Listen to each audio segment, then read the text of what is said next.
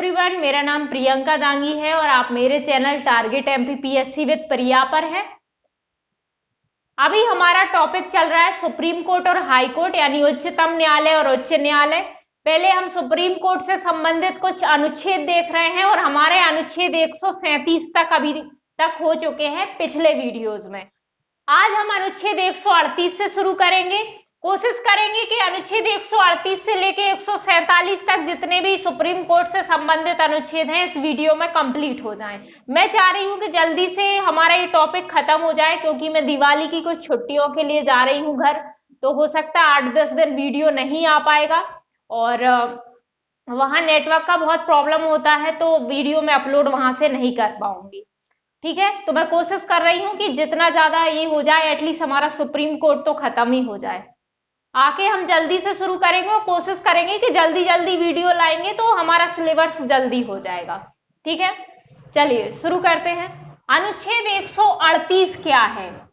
अनुच्छेद 138 इतना इंपॉर्टेंट नहीं है, इसमें कुछ खास बोला नहीं गया है। इसमें कहा गया है उच्चतम न्यायालय की अधिकारिता में वृद्धि, मतलब उसका जो अधिकार क्षेत्र होगा, उसकी शक्तियां जो होंगी, उसमें वृद्धि की बात कही गई है।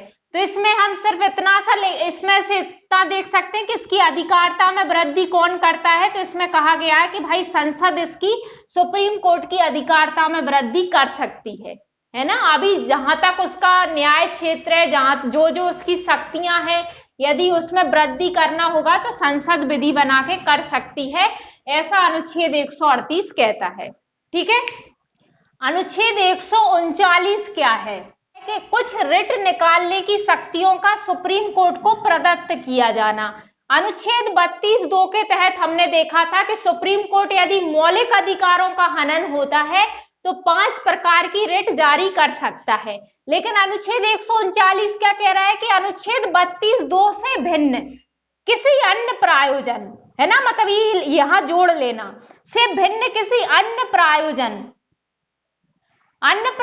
मतलब मान लो सामान्य कानून जो है उसका कोई उल्लंघन कर रहा है तो उसके लिए रिट जारी कर सकता है ना। तो अन्य प्रायोजन के लिए भी रिट जारी करने की शक्ति संसद किसको दे सकती है? विधि बनाकर सुप्रीम कोर्ट को संसद दे सकती है। तो अन्य प्रायोजन के लिए रिट के लिए बोला है। मौलिक अधिकारों के लिए रिट ऑलरेडी अनुच्छेद 32(2) के तहत वो जारी करता है, उसे ये शक्ति प्राप्त है।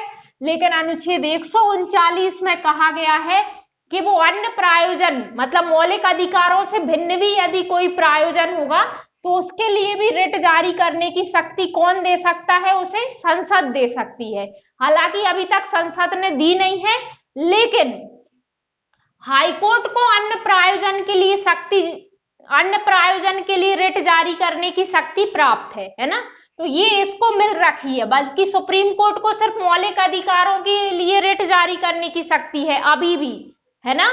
अभी भी संसद दे तो सकती है, लेकिन संसद ने अभी ऐसी कोई शक्ति दी नहीं है इसको, है ना। ऐसी कोई विधि बनाई नहीं है कि सुप्रीम कोर्ट अन्य उसके लिए भी रिट जारी कर सकता है। भाई हाईकोर्ट को प्रदान ही है तो हाईकोर्ट कर देता है। ठीक है, आगे बढ़ते हैं। अनुच्छेद 139 का या अनुच्छेद 139A, ये क्या है? कुछ मामलों का अंतरण। ठीक है, इसका मतलब क्या है? तो इसमें 2 चीजें कही गई हैं। इसके तहत सुप्रीम कोर्ट को किसी हाई कोर्ट से कोई मामला अपने पास मंगवाने की, तो क्या कहा गया है कि इसके तहत किसी भी हाई कोर्ट, भारत का कोई भी हाई कोर्ट होगा, यदि उसमें कोई मामला लंबित है तो सुप्रीम कोर्ट उस मामले को अपने पास मंगवा सकता है। पहली बात ये कही गई है ना, और उसका निपटारा भी कर सकता है। दूसरा क्या कहा गया है कि एक हाई कोर्ट से दूसरे हाई कोर्ट में किसी मामले को अंतरण करने की शक्ति प्राप्त है। मतलब अनुच्छेद 139 का के तहत सुप्रीम कोर्ट को 2 शक्तियां प्राप्त हैं। पहला कि वो किसी भी हाई कोर्ट में लंबित कोई मामला है उसे अपने यहां मंगवा सकता है और उसका निपटारा भी कर सकता है। ठीक है, आगे ये भी कहा गया है। तो मंगवाने की और निपटारा करने की भी शक्ति है। और दूसरा क्या है कि यदि सुप्रीम कोर्ट को ऐसा आवश्यक लगता है कि किसी हाई कोर्ट में कोई मामला लंबित है और उसे दूसरे हाई कोर्ट में स्थानांतरण करना चाहिए, तो यदि उसे ऐसा हमेशा नहीं करता, लेकिन यदि मान लीजिए कि कोई मामला आप किसी कारणवश स्थानांतरण करने की जरूरत पड़ गई, तो वो एक हाई कोर्ट से दूसरे हाई कोर्ट में मामला ट्रांसफर भी कर सकता है। यही कहा गया है ना। तो दो शक्तियां प्राप्त है इसके तहत, पहला कि मामला अपने यहां मंगवा लेगा और दूसरा कि एक हाई कोर्ट से मामला दूसरे हाई कोर्ट में ट्रांसफर कर देगा। ठीक है, इतना ही कहा गया है इसमें, तो इसको नोट कर लीजिए। आगे देखते हैं अनुच्छेद 140। अनुच्छेद 140 क्या कहता है? उच्चतम न्यायालय की अनुसांगिक शक्तियां। इसका मतलब क्या है? इसके तहत संसद सुप्रीम कोर्ट को ऐसी अन्य अनुपूरक शक्तियां प्रदान कर सकती है जो संविधान द्वारा प्रदत्त उसे अधिकारता को अधिक प्रभावी प्रयोग करने के लिए आवश्यक प्रतीत हो। मतलब संविधान द्वारा जो सुप्रीम कोर्ट को अधिकारता शक्तियां जो दी गई हैं, उनका अधिक प्रभावी रूप से प्रयोग हो सके, ऐसी अन्य शक्तियां यदि संसद को लगता है कि आवश्यक प्रतीत होती हैं, तो संसद उसे ऐसे सुप्रीम कोर्ट को अन्य शक्तियां भी दे सकता है ना। यदि उसे लगता है कि जो अधिकारता उसे दी है सुप्रीम कोर्ट को संविधान में, उसके अधिक से अधिक प्रभावी ढंग से वो उसका इस्तेमाल कर सके और उसके लिए जो भी आवश्यक शक्तियां होंगी संसद विधि बना के सुप्रीम कोर्ट को सौंप सकती है।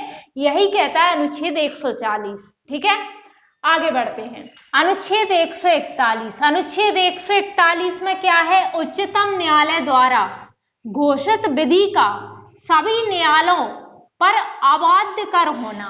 इसका क्या मतलब है? इसका मतलब ये है कि उच्चतम न्यायालय कोई भी आदेश, कोई भी निर्णय जो देता है, वो एक विधि का बल रखता है ना। वो किसी भी विधि का बल रखता है और भारत के राज्य क्षेत्र में जितने भी न्यायालय होंगे वो सभी के लिए अबाध्य कर होता है, यानी सभी के ऊपर लागू होता है। जैसे मैं आपको एक एग्जांपल देती हूं कि इंदिरा साहनी केस में सुप्रीम कोर्ट ने क्या डिसीजन दिया था कि आरक्षण 50% से ज्यादा नहीं हो सकता। तो जिस भी न्यायालय में अब आरक्षण का मामला जाता है, तो यदि सेम मामला होता है तो वो क्या डिसीजन देंगे कि भाई यदि सुप्रीम कोर्ट ने कहा है कि 50% से ज्यादा आरक्षण नहीं हो सकता तो नहीं हो सकता, आप इसे ज्यादा कैसे कर सकते हो। हाँ, तथ्य अलग हुए, कार्रवाई अलग हुए तो हाईकोर्ट आगे सुनवाई जारी रख सकता है, तो अलग प्रकार का निर्णय दे सकता है। लेकिन यदि सेम मामला आया तो फिर वो अलग निर्णय नहीं देगा, वो उसी का उदाहरण देते हुए निर्णय वही रखेगा कि इंदिरा साहनी में सुप्रीम कोर्ट ने कह दिया कि 50% से ज्यादा नहीं हो सकता तो नहीं हो सकता, है ना। यदि और कोई तथ्य आप हमारे सामने लाते हो तो हम उस पर विचार कर सकते हैं फिर, है ना। तो वही बात है। अनुच्छेद 142 क्या है? उच्चतम न्यायालय की डिक्रियों और आदेशों का प्रवर्तन और प्रकटीकरण आदि के बारे में आदेश। इसमें क्या कहा गया है कि सुप्रीम कोर्ट अपनी अधिकारता का प्रयोग करते हुए ऐसी डिक्री या आदेश पारित कर सकता है जो उसके समक्ष लंबित किसी वाद या विषय में पूर्ण न्याय करने के लिए आवश्यक है। इसमें क्या कहा गया है कि सुप्रीम कोर्ट को अपनी अधिकारता में रहते हुए ये शक्ति प्राप्त है एक तरह से कि वो अपने समक्ष लंबित कोई वाद है, कोई विषय है, उसके लिए वो कोई भी डिक्री या आदेश जारी कर सकता है जिसमें वो समझता है कि उसके पूर्ण न्याय के लिए ऐसा करना आवश्यक है ना। तो वो उसके लिए कोई भी आदेश, कोई भी डिक्री जारी कर सकता है।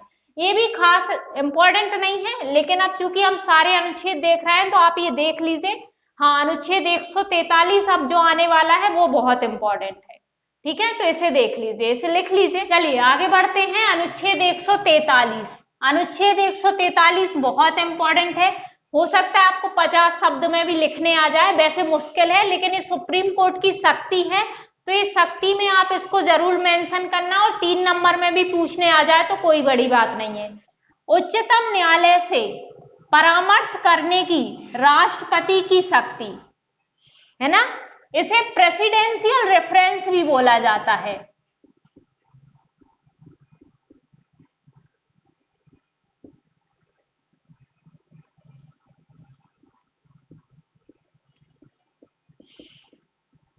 ठीक है, तो इसे क्या बोला जाता है? Presidential reference. सुप्रीम कोर्ट से राष्ट्रपति परामर्श मांग सकते हैं, ये कहता है हमसे अनुच्छेद 143।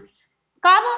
यदि किसी समय राष्ट्रपति को ऐसा प्रतीत होता है कि विधि या तथ्य का कोई ऐसा प्रश्न निहित है या उपस्थित होने की संभावना है जो व्यापक महत्व का है ना, जो व्यापक महत्व का है और विधि और तथ्य का है ना, और व्यापक महत्व का है, जिसमें सुप्रीम कोर्ट की राय लेनी चाहिए। मतलब राष्ट्रपति को लगता है कि विधि या तथ्य का कोई ऐसा मामला है जो अपने आप में व्यापक महत्व का है और उस पर सुप्रीम कोर्ट की राय लेनी चाहिए, क्योंकि भाई विधि का तो सबसे अच्छा ज्ञान सुप्रीम कोर्ट को ही है ना, तो लेनी चाहिए, तो वह सुप्रीम कोर्ट से परामर्श मांग सकता है। ठीक है, इतना लिख के आप इसमें उदाहरण लिख सकते हो तो आपके 50 शब्द पूरे हो जाएंगे, यदि ये 50 शब्द में पूछ लिया कि प्रेसिडेंशियल रेफरेंस क्या है। वैसे तो इसका कई बार यूज हुआ है, कई बार परामर्श मांगा है, जैसे राम जन्मभूमि और बाबरी मस्जिद का जो मामला चल रहा था तब भी मांगा था। हालांकि यहाँ पे सुप्रीम कोर्ट ने परामर्श देने से मना कर दिया था, है ना। कोल ब्लॉक आवंटन घोटाला जब था तब भी इससे परामर्श मांगा था, तब इसने परामर्श दिया था कि आप इसे सिर्फ नीलामी क्यों करते हो, कोई और जरिया भी आप ढूंढ सकते हो। जो कावेरी जल विवाद हुआ था उस पर सुप्रीम कोर्ट ने अपना परामर्श दिया था कि इसके लिए आप न्यायाधिकरण गठित कर दो, तो उसके तहत न्यायाधिकरण गठित किया गया था, कावेरी जल विवाद न्यायाधिकरण। तो ऐसे कई बार इसने क्या करा है, राष्ट्रपति ने परामर्श मांगा है सुप्रीम कोर्ट से, है ना। तो कई मामलों में मांगा है, तो अपन एक आध उदाहरण लिख देंगे, जैसे उदाहरण लिख देंगे कि कावेरी जल विवाद में न्यायाधिकरण के गठन का सुझाव दिया गया था सुप्रीम कोर्ट द्वारा। ठीक है, जब इस प्रकार का परामर्श राष्ट्रपति मांगता है तो जो भारत का मुख्य न्यायाधीश होता है, यानी सुप्रीम कोर्ट का जो मुख्य न्यायाधीश होता है, वो एक संवैधानिक पीठ गठित करता है। ठीक है, जिसमें मिनिमम 5 सदस्य होते हैं, मतलब 5 न्यायाधीश होते हैं। वो संवैधानिक पीठ गठित करता है, सरकार द्वारा जो भी मुद्दे उठाए गए हैं उन पर विचार करता है और अपनी राय देता है ना। अब भाई ये राय राष्ट्रपति को दे रहा है, मतलब इनडायरेक्टली हम सरकार को ही दे रहे हैं, क्योंकि राष्ट्रपति भले ही परामर्श ले रहा है लेकिन विधि या तथ्य का मामला तो सरकार के सामने आया होगा ना, तब उसके परामर्श पर राष्ट्रपति इससे सलाह लेगा। तो ऐसे यदि जो सुप्रीम कोर्ट जो भी परामर्श देता है तो वो मानना सरकार के लिए बाध्यकारी नहीं होता, और सुप्रीम कोर्ट भी ऐसी सलाह देने के लिए बाध्य नहीं है। यदि सुप्रीम कोर्ट मना कर दे, जैसा मैंने कहा कि राम जन्मभूमि और बाबरी मस्जिद मामले में सुप्रीम कोर्ट ने मना कर दिया था सलाह देने से। ठीक है, तो सुप्रीम कोर्ट को यदि लगता है कि कोई इतना महत्वपूर्ण कोई मामला नहीं है तो वो मना भी कर सकता है। ठीक है, तो ये अनुच्छेद इंपॉर्टेंट है, इसको आप लिख लीजिए। अगला है अनुच्छेद 144। इसमें भी कुछ खास नहीं है। इसमें कहा है इसके तहत भारत के राज्य क्षेत्र के सभी सिविल और न्यायिक प्राधिकारी उच्चतम न्यायालय की सहायता में कार्य करेंगे। मतलब जितने भी सिविल हों, चाहे न्यायिक प्राधिकारी हों, जितने भी अधिकारी वगैरह जो भी हों, चाहे वो किसी भी फील्ड के हों, किसी भी फील्ड में काम करते हों, भारत के राज्य क्षेत्र के जो भी प्राधिकारी होंगे वो सब सुप्रीम कोर्ट की सहायता में काम करेंगे। यानी सुप्रीम कोर्ट के लिए चाहे वो पुलिस वाले हों, चाहे और कोई अधिकारी हों, यदि सुप्रीम कोर्ट उन्हें बुलाता है या उनकी आवश्यकता पड़ती है तो सुप्रीम कोर्ट की सहायता वो सब करते हैं। ठीक है, यही कहा गया है। अनुच्छेद 145। अनुच्छेद 145 में है न्यायालय के नियम आदि। इसमें क्या कहा गया है कि संसद जो विधि बनाती है उसके अधीन रहते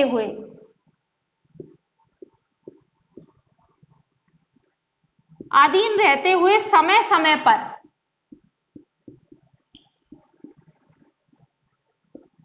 समय पर सुप्रीम कोर्ट जो है वो न्यायालय की जो प्रक्रिया होती है,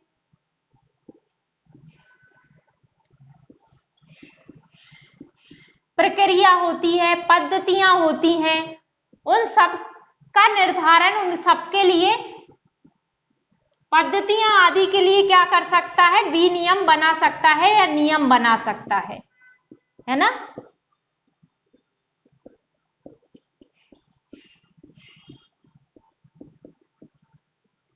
तो अनुच्छेद 145 में कुछ नहीं है, नियम बनाने, सुप्रीम कोर्ट की नियम बनाने की शक्ति है कि वो अपनी कार्रवाइयों के लिए, अपनी पद्धतियों के लिए, प्रक्रिया के लिए क्या बना सकता है, समय समय पर जब भी उसे जैसी भी आवश्यकता पड़ती है वो नियम बनाता है। कौन? सुप्रीम कोर्ट, है ना।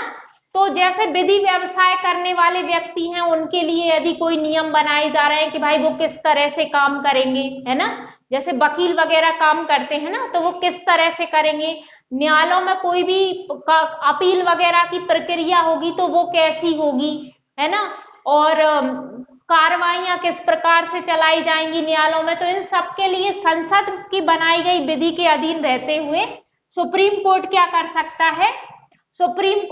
सकता है, न्यायालयों के लिए विनियम या नियम बना सकता है। यही कहता है अनुच्छेद 145, कुछ खास नहीं है ना।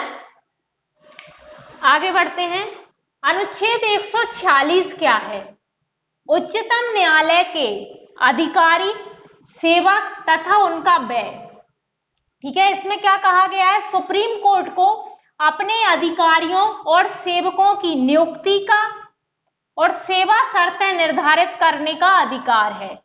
ठीक है, लेकिन राष्ट्रपति नियम द्वारा, यदि वैसे तो क्या है कि संविधान सुप्रीम कोर्ट को अपने अधिकारी वगैरह की नियुक्ति करने का, भाई न्यायालय अपने एग्जाम खुद ही कंडक्ट कराते हैं ना, है ना, तो इसी तरह सुप्रीम कोर्ट को भी ये शक्ति मिली है कि सुप्रीम कोर्ट अपने अधिकारी और सेवक जो होते हैं उनकी नियुक्ति करने का, उनकी सेवा शर्तें निर्धारित करने का अधिकार किसको है, सुप्रीम कोर्ट को है। हालांकि किसी व्यक्ति की नियुक्ति क्या कर सकता है, राष्ट्रपति नियम द्वारा, सबकी नहीं कर सकता। हो सकता है किसी विशेष व्यक्ति की नियुक्ति करने के लिए राष्ट्रपति क्या कर सकता है, राष्ट्रपति द्वारा ऐसे किसी पद पर किसी व्यक्ति की नियुक्ति संघ लोक सेवा आयोग के परामर्श से करने का प्रबंध कर सकता है ना। तो वैसे तो सुप्रीम कोर्ट को अपने अधिकारियों और सेवक जो होते हैं उनकी नियुक्ति करने का, उनके लिए सेवा शर्तें निर्धारित करने का अधिकार होगा, ठीक है, लेकिन हो सकता है किसी विशेष पद पे किसी की नियुक्ति करने के लिए राष्ट्रपति नियम द्वारा ऐसा प्रबंध भी कर सकता है कि वो संघ लोक सेवा आयोग यानी यूपीएससी के से परामर्श करके किसी व्यक्ति की नियुक्ति कर दे, है ना। तो यदि इसके लिए राष्ट्रपति को पहले ऐसे कोई नियम बनाने पड़ेंगे, है ना। वो वैसे जनरली कोर्ट अपना अलग एग्जाम कंडक्ट कराता है, वही सेवा शर्तें निर्धारित करता है, वही सब करता है, ठीक है। चलिए, तो यही कहा गया है अनुच्छेद 146 में। इसमें आगे और कहा गया है, जैसे उसमें लिखा है ना उनका व्यय, तो इनका व्यय क्या होता है ये हम आगे देख लेते हैं। इसमें आगे और लिखना है, उतना लिखने के बाद आगे आप क्या लिखना कि सुप्रीम कोर्ट के सभी प्रशासनिक व्यय जो भी होते हैं सुप्रीम कोर्ट के, वो भारत की संचित निधि पर भारित होते हैं, है ना।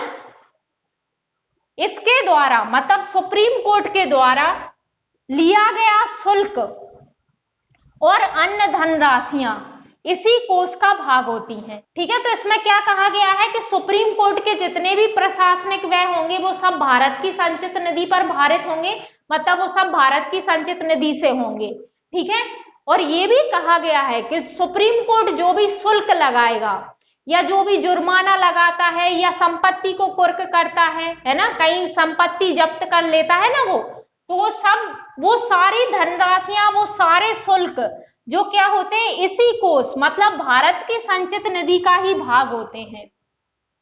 ठीक है, केंद्र राज्य संबंध में जब हमने वित्तीय संबंध पढ़े थे तो हमने देखा था ना कि संघ की आय में हमने क्या क्या देखा था कि जो सुप्रीम कोर्ट से प्राप्त आय देखा था। तो भाई वो संघ की आय क्यों हो गई, क्योंकि वो भारत की संचित निधि में जा रही है, तो इसके व्यय भी वहीं से होंगे। और ये जो सब जुर्माना वगैरह लगाता है, संपत्ति कुर्क करता है, वो सब भी कहाँ जाते हैं, भारत की संचित निधि पर जाते हैं। और भारत की संचित निधि से खर्च कौन करती है, सरकार। ठीक है, तो वही चीज है। तो यही कहा गया है अनुच्छेद 146 में। ठीक है, अब हमारा एक अनुच्छेद और बचा है, अनुच्छेद 147, और फिर हमारे सुप्रीम कोर्ट संबंधी अनुच्छेद जितने भी थे वो खत्म हो जाएंगे।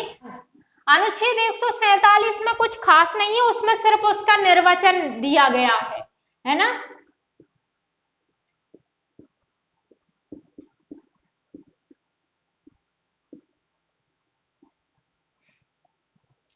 मतलब कि निर्वचन इस तरह का होता है, मतलब उसकी कुछ व्याख्या की गई है कि इसका मतलब ये है, इसका मतलब ये है, इस शब्द का प्रयोग किया गया है तो इसका मतलब ये है ना। तो अनुच्छेद 147 में निर्वचन है, तो ये हमारे काम का नहीं है, तो इसलिए हम इसको नहीं देख रहे। ये बिल्कुल भी इंपॉर्टेंट नहीं है, आपसे कहीं भी नहीं पूछा जाएगा। बस ध्यान रखना कि अनुच्छेद 147 में निर्वचन है। ठीक है, तो इस तरह हमारे अनुच्छेद जो सुप्रीम कोर्ट से संबंधित जितने भी अनुच्छेद थे हमने सारे देख लिए हैं। अब हम इसमें सुप्रीम कोर्ट से संबंधित क्या क्वेश्चन मेंस में बनेंगे, अब हम वो देखेंगे जो लॉन्ग आंसर बन सकते हैं। यहां से तो अनुच्छेदों से तो हो सकता है आपसे कोई अनुच्छेद बस 3 नंबर में पूछ ले, और प्री के हिसाब से सारे आपको याद होने चाहिए, सारे पता होना चाहिए।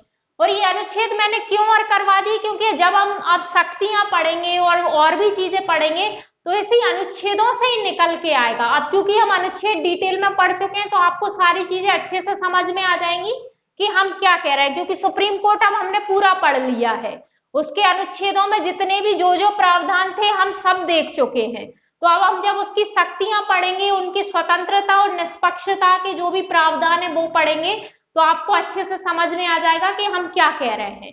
इसलिए मैंने आपको अनुच्छेद बता दी। इसलिए मेंस में आपके लिए इसका इंपॉर्टेंस बस इतना सा ही था कि आपका बेस क्लियर होना चाहिए। प्री के हिसाब से ये सब आपको पता ही होना चाहिए। और मेंस में हो सकता है जैसे अनुच्छेद 143 है, 137 है, ये आपसे 3 नंबर में पूछ लेगा, है ना। तो जो महत्वपूर्ण अनुच्छेद है वो ही 3 नंबर में पूछ सकता है, बाकी मेंस में लिखने के लिए अनुच्छेद उतने इंपॉर्टेंट नहीं है। लेकिन अब जब शक्तियां हम पढ़ेंगे तो उसमें आपको पता होंगे जो अनुच्छेद आएंगे वो आपके इंपॉर्टेंट हो जाएंगे, तो वो वैसे आप अनुच्छेद भी याद रख लेना और उसकी शक्तियां भी। तो लॉन्ग आंसर इसके 2 ही बनेंगे यहाँ से सुप्रीम कोर्ट से। एक तो बन सकता है, बन क्या सकता है, ये पहले आ भी चुका है, मुझे ये याद नहीं है कौन से मेंस में आया था, लेकिन ये आ चुका है कि उसके सुप्रीम कोर्ट के स्वतंत्रता संबंधी प्रावधान लिखिए, उसके निष्पक्षता संबंधी प्रावधान लिखिए। तो एक तो यही आएगा लॉन्ग आंसर में, 50 शब्द में भी आ सकता है और 200 शब्द में भी आ सकता है। और एक आ सकता है कि सुप्रीम कोर्ट की शक्तियां बताइए, उसकी क्या क्या शक्तियां हैं, या स्पेशली भी आ जाएगा कि अपीलीय शक्तियां बताइए उसकी, है ना। तो इस प्रकार उसकी क्या शक्तियां हैं वो हम कल आगे के वीडियो में हम शक्तियां और वो स्वतंत्रता संबंधी प्रावधान जो है वो दोनों एक ही वीडियो में देख लेंगे। तो वो आपके मेंस के लिए बहुत इंपॉर्टेंट होगा इस टॉपिक से। ठीक है, चलिए thank you so much video देखने के लिए। आई होप आपको सब अच्छे से समझ में आया हो। कुछ अच्छे से नहीं समझ में आया हो तो आप मुझे कमेंट बॉक्स में पूछ सकते हैं। और आई होप आपको वीडियो पसंद आई होगी। यदि ये वीडियो आपके लिए हेल्पफुल है तो प्लीज इसे लाइक कीजिए, शेयर कीजिए और चैनल को सब्सक्राइब कीजिए।